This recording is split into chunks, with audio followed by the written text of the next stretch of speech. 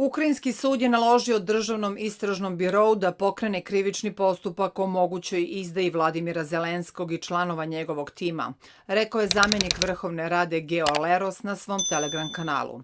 Naređeno je otvaranje krivičnog postupka po članu državna izdaja protiv Zelenskog i ostalih. Podsećam, glavna tužiteljka je odbila da istraži izdaju Zelenskog prilikom imenovanja agenata Federalne službe bezbednosti na ključne pozicije službe bezbednosti Ukrajine, ali smo sudom obavezani da unesemo informacije u jedinstveni registar prekršajnih istraga i započnemo predkrivično istraživanje, napisao je Leros.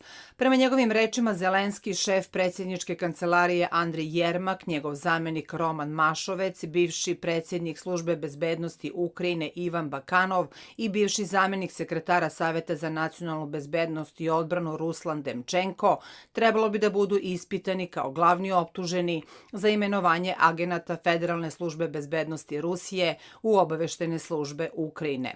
Neću dozvoliti ovim izdajnicima da izbjegnu odgovornost za teške zločine nad ukrajinskim narodom, dodao je Leros.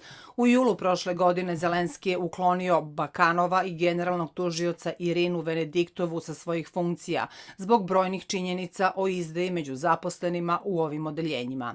Leros je više puta iznosio razne optužbe na račun Zelenskog. Na primjer, naveo je da su predsjednik i šef njegovog kabineta umešani u krađu višemilionskih sredstava iz budžeta za kupovinu oružja i municije.